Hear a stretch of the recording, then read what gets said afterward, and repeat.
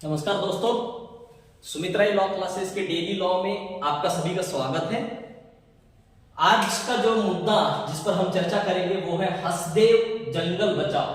Hashtag Hasdeo जंगल बचाओ। हसदेव जंगल का मामला कोई नया नहीं है। इसके बारे में अगर आपको जानकारी पानी है तो सिंपल गूगल करने पर भी आपको ढेर सारी आर्टिकल्स, बहुत सारी चीजें आपको मिल जाएगी, क्योंकि काफी दिनों से ये चर्चा में है। और इस पर क्या विवाद है, ये विवाद कई सालों से चलता आ रहा है। कांग्रेस पार्टी जब छत्तीसगढ़ में राज कर रही थी उस समय से ये मुद्दा चल रहा है। शॉर्ट में मैं आपको बता दूं, हसदेव जंगल जो है छत्तीसगढ़ राज्य के कोरबा और सूरजपुर इलाके के मध्य में कम से कम 1,70,000 हेक्टेयर में फैला हुआ जंगल है, जिसके कम से कम 2 लाख पेड़ काटे जाने हैं। अभी तक 95,000 मतलब करीब करीब 1 लाख पेड़ काट दिए गए हैं और अभी 2 लाख पेड़ काटना बाकी है, प्रोजेक्टेड है। इसकी वजह क्या है, क्यों पेड़ काटा जा रहा है? तो हमारे देश में कई बार जंगलों पे, अभी रिसेंट जो जंगल का मामला हुआ था वो आरे बॉम्बे का मामला था।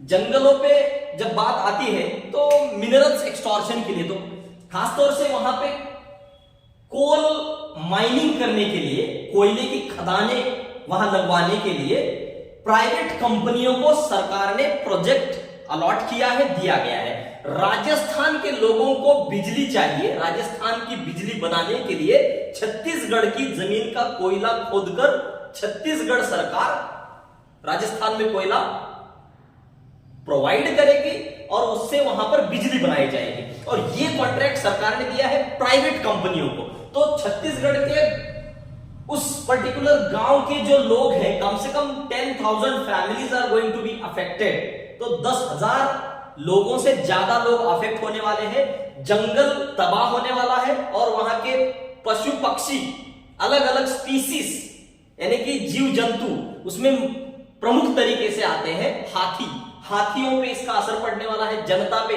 जानवरों पे बाद में बात करेंगे, एनिमल प्रोटेक्शन पे।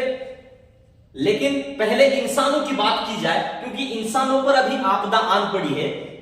ये जो हसदेव जंगल है वो मध्य भारत का, यानी कि नॉर्थ इंडिया का जो सेंट्रल पॉइंट है, उस मध्य भारत का फेफड़ा कहा जाने वाला ये जंगल है। अगर ये जंगल काट दिया जाएगा तो वहां के लोगों के जीवन पे डायरेक्ट इनडायरेक्ट इफेक्ट हमको नजर आने वाला है। तो ये जंगल बचाने के लिए अलग अलग जगह पे अलग अलग तरीके से प्रोटेस्ट चल रहे हैं। उसका लीगल पॉइंट क्या है, मैंने अपने एक स्टूडेंट की रिक्वेस्ट पे ये वीडियो बनाने का तय किया है। ठीक है, तो जब जंगल की बात आती है तो कॉन्स्टिट्यूशन हमारा क्या कहता है, क्योंकि जंगल में रहने वाले लोगों के अधिकार, जंगल पर कंट्रोल किसका होता है, जंगल को बचाने का कार्य किसका है, कॉन्स्टिट्यूशन हमारा जो कहता है, कॉन्स्टिट्यूशन की जो प्रोविजंस है उसमें direct principle of state policy article 48A जो बाद में 42nd अमेंडमेंट से हमने जोड़ा है, उसमें कहा गया है कि स्टेट की ये ड्यूटी है कि वो फॉरेस्ट को प्रिजर्व करे, प्रोटेक्ट करे, जंगलों को सुरक्षा दे, जंगल सुरक्षित रखे। एक तरफ ये duty, direct principle of state of the policy, it is the duty of the state, एक तरफ निर्देश दिया गया है। दूसरी तरफ वही आर्टिकल 244 में जंगल में रहने वाले लोगों को सुरक्षा दी गई है, खासतौर से those who are scheduled tribes. इसका मतलब those who are indigenous people. Indigenous people के लिए इंटरनेशनल लेवल पे इंडिजीनियस लोगों के लिए एक ब्रांच काम करती है। इंटरनेशनल लॉ, यूनाइटेड नेशन भी कंसर्न लेता है इन लोगों के लिए जो इंडिजीनियस है, मतलब सन ऑफ द सॉइल, जो इस मिट्टी में पैदा हुए हैं, जो इस मिट्टी के लोग हैं। यानी कि बाकी लोग भी इंडिया के हैं, लेकिन those who are totally dependent on the jungle, उन लोगों को इंडिजीनियस पीपल कहा जाता है। एक एस्पेक्ट है वो जंगल पे डिपेंड है, जो सन ऑफ द सॉइल है, जो वहां के मूल निवासी है, उन लोगों के लिए, जो शेड्यूल्ड ट्राइब्स, वहां पे ज्यादातर शेड्यूल्ड ट्राइब्स के इलाके हैं, तो 244 में उनके लिए प्रोटेक्शन दिया गया है कि इन लोगों का जंगल, इन लोगों का जमीन छीना नहीं जाना चाहिए। कोल माइनिंग के लिए, कोयले की खदानें बनाने के लिए सरकार ऐसा नहीं करना चाहिए। क्यों नहीं करना चाहिए? क्योंकि इनका लाइफस्टाइल, जो शेड्यूल्ड ट्राइब्स लोग हैं, उनका लाइफस्टाइल उस जंगल पर डिपेंड होता है। जंगल से मिनरल्स या फिर गौण खनिज जो भी उनको मिलता है, शहद हो, लकड़ियां हो गई, और कोई भी जंगल के प्रोड्यूस है, जलाने के लिए लकड़ियां चाहिए, पेड़ पत्ते पौधे औषधि, इसी से मिलता है उनको। ठीक है, ये जंगल पर उनका पूरा लाइफ निर्भर करता है। और मैं ये वीडियो इसलिए बना रहा हूं because it is my fundamental duty. Fundamental duties के आर्टिकल 51G में कहा गया है, फंडामेंटल ड्यूटीज में, कि आपको फॉरेस्ट यानी कि एनवायरनमेंट प्रोटेक्ट करने की आपकी, यानी कि हर देश के हर एक नागरिक की जिम्मेवारी होती है कि वो फॉरेस्ट एनवायरनमेंट को बचाए। ठीक है, ऑलराइट। अब आगे इससे जुड़े हुए, जंगल से जुड़े हुए कितने कानून हैं? जंगल से संबंधित कानून में सबसे पहला नंबर आता है इंडियन फॉरेस्ट एक्ट, जो कि अंग्रेजों ने खुद बनाया था 1927 में। इसका सेक्शन नंबर 35 कहता है कि जंगल तोड़ने से पहले क्या क्या रिक्वायरमेंट होनी चाहिए, किस तरीके से लॉ बनाना चाहिए, और इसके बीच में जंगल तोड़ के तबाह करने से आपको एक सस्टेनेबल डेवलपमेंट वाला कंसेप्ट होता है। Sustainable development, sustainable development, sustainable development का मतलब होता है, डेवलपमेंट आपको करनी है ना, डेवलपमेंट। अगर आपको बिजली चाहिए कि लाखों लोगों को बिजली मिले, इसलिए आप इन जंगलों को काट रहे हैं, ठीक है नहीं? जंगलों को इसलिए काटा जा रहा है ताकि यहाँ के 10,000 परिवारों को तकलीफ हुई तो चलता है।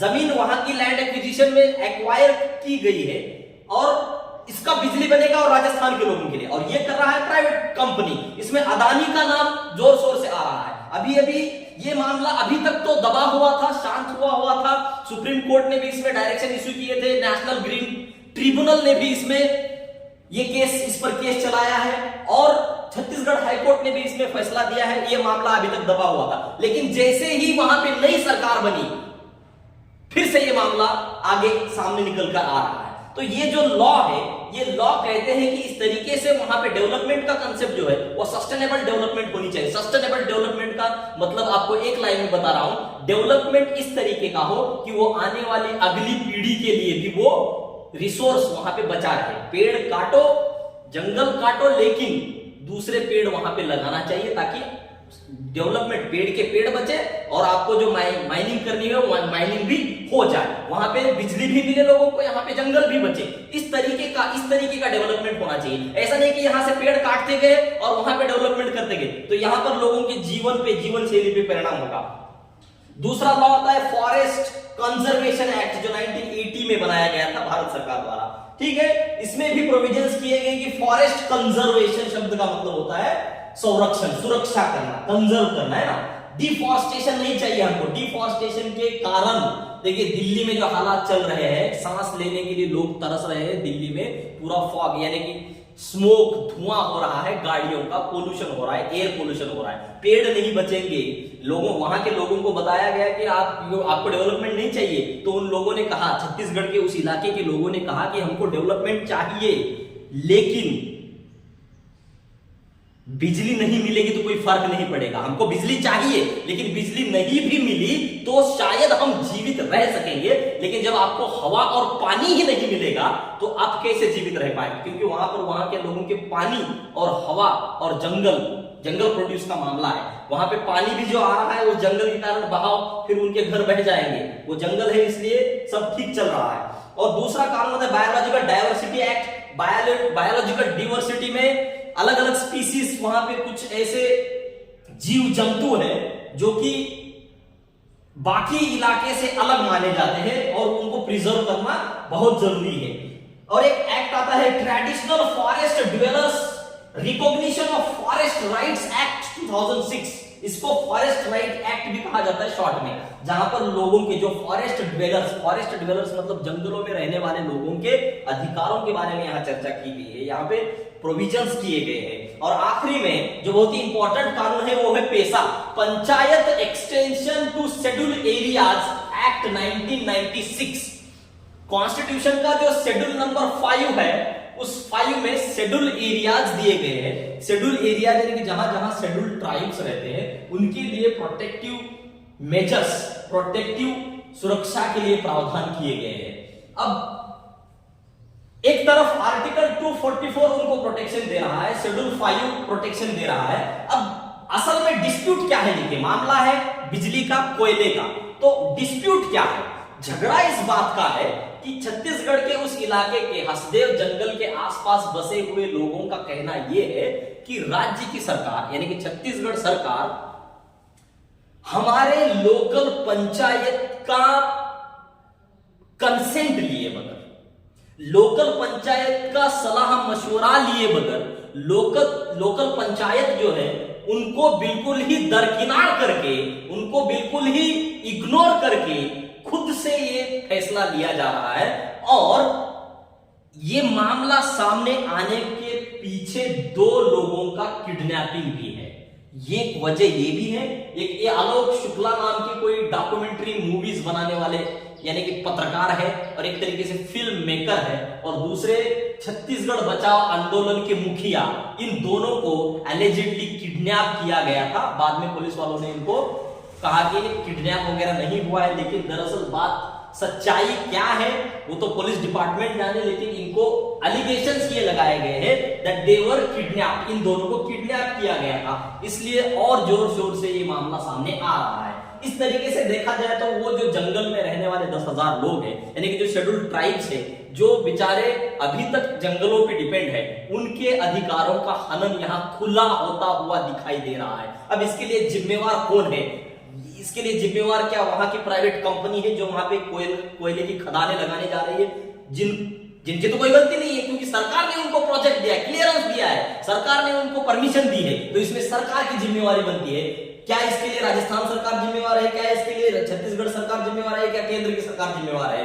एक और मूवी भी मैंने देखी थी, एरोमैन, वो शायद उसी से कनेक्ट होती है। एरोमैन मतलब एक जंगल का रहने वाला लड़का होता है और उसके परिवार को एक प्राइवेट कंपनी का आशीष विद्यार्थी उसमें विलन दिखाया है।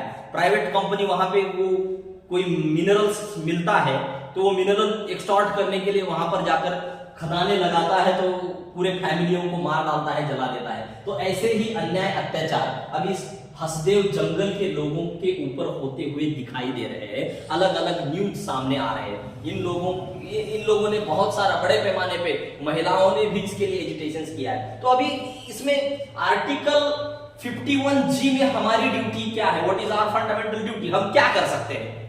देखिए, इस पर ऑलरेडी केसेस चल रहे हैं। छत्तीसगढ़ बचाओ आंदोलन वाले लोग हैं वो तो कर रहे हैं, हम अपनी तरफ से क्या कर सकते हैं? महाराष्ट्रियंस हो आप देश के किसी भी कोने में हो, क्योंकि ये देश पूरा हमारा देश है। India is my ultimately our country, we are the citizens of India. हमें क्या करना चाहिए? हमें हमारी ड्यूटी क्या बनती है? देखिए, हम एक तो आगे चलकर हम आगे होकर एक कर सकते हैं, इसमें PIL public interest litigation file कर सकते हैं, विच इज ऑलरेडी पेंडिंग। इसके लिए हमें PIL फाइल करने की जरूरत नहीं, लेकिन जनमत लोगों का सपोर्ट के लिए you can write a letter to honourable Supreme Court, सम्माननीय उच्चतम न्यायालय को हम एक लेटर भी अगर लिखेंगे हसदेव बचाओ के बारे में और ये कहेंगे कि लोगों के अधिकारों का सुरक्षा होनी चाहिए, तो इस लेटर को भी आपके पब्लिक इंटरेस्ट लिटिगेशन के तौर पे ट्रीट किया जाएगा। या फिर सोशल मीडिया, तो हम इतना तो कर ही सकते हैं, सोशल मीडिया पे हैशटैग हसदेव जंगल बचाओ, हसदेव के लोगों को बचाने के लिए दिन भर 100 पोस्ट डालते रहते हैं, एक पोस्ट और हम डाल सकते हैं। ये सॉल्यूशंस हमारे पास है। एक तो पब्लिक इंटरेस्ट लिटिगेशन फाइल किया जा सकता है या फिर सोशल मीडिया पे जन आंदोलन चलाया जा सकता है। तो मैं आशा करता हूं कि इस लोगों के बारे में अपनी संवेदनाएं व्यक्त करें। सोशल मीडिया पे कुछ ना हो सके तो कम से कम सोशल मीडिया पर क्यों ना हो एक आध पोस्ट आप डाल दें। इसी के साथ मिलेंगे अगले एक और नए वीडियो में। Thank you.